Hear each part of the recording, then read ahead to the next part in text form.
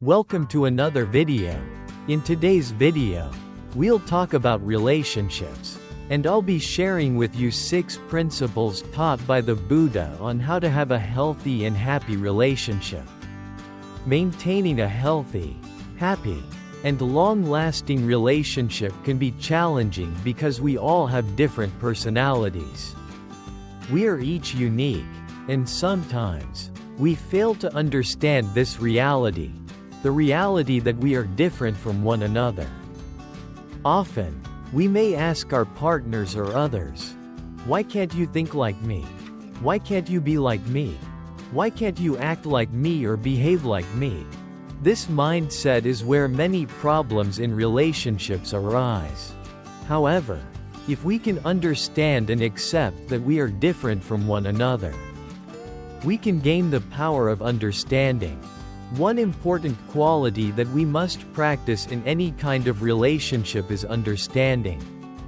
Understanding each other's situations, recognizing why someone acts or behaves the way they do, is essential. Our great teacher, Supreme Buddha, taught us 6 principles to practice. If you apply these 6 principles in any relationship, your relationship will become much happier and healthier. So, let's dive into these principles. And I'll explain them one by one. First, Buddha said we need to practice these principles both when the person is with us and when they are not. This means practicing them both privately and publicly. Buddha originally taught these principles to monks. As monks live in a community, in our monastery, we have more than 25 monks, each with different personalities and lifestyles. When interacting with one another, there can be disagreements or conflicts.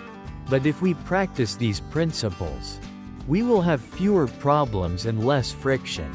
These principles were initially shared with monks, but you can apply them in your own life as well. Now, let's explore the first principle. Buddha said that we should treat our companions with physical kindness. What does this mean? Bodily kindness refers to actions we can take with our bodies to show kindness or compassion towards others. This doesn't necessarily mean big gestures, such as buying expensive gifts. Rather, it can be small acts of kindness. There are little things we can do to make the other person feel valued and appreciated. For example, in a husband and wife relationship, sharing responsibilities and helping each other with daily tasks is an act of love and kindness. By showing physical kindness through our actions, we create mutual respect and understanding. The second principle is to treat others with verbal kindness. We can speak kind, warm, and encouraging words to others, creating happiness and pleasure in their minds. Everyone enjoys hearing pleasant words. We are all drawn to kindness, whether it's through kind words or actions. By speaking with kindness, we foster positivity in our relationships. The third and most important principle is to treat others with mental kindness. This is crucial because the thoughts we have towards others will influence our actions and words. If you generate kind thoughts towards someone, your actions will naturally reflect that kindness. And your words will be kinder as well. By maintaining kind thoughts, you spread kindness, both when the person is present and when they are not. The fourth principle is to share without reservation. Buddha taught that monks should share any food or good things they receive with their companions. In your life, you can practice this by sharing anything good with others, whether it's food, experiences, or simple acts of generosity.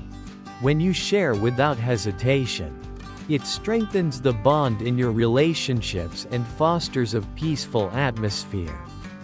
Sharing is an important ingredient in maintaining strong relationships. Now, as monks, when we receive food, We always try to share it with our fellow monks. You can apply this to your life as well. For example, if you've had a delicious meal while working in a distant place, and when you return home or meet your partner, you can say, "Hey, I had this amazing food, and I want you to try it." This is a form of sharing. When you share without reservation, it creates peace and strengthens relationships. Sharing is one of the most important and key ingredients in relationships. The fifth principle Buddha taught is to be virtuous. What does it mean to be virtuous? In Buddhism, ordinary people practice 5 precepts: abstaining from killing living beings, abstaining from stealing, abstaining from sexual misconduct, abstaining from telling lies, and abstaining from taking intoxicating substances such as drugs or alcohol.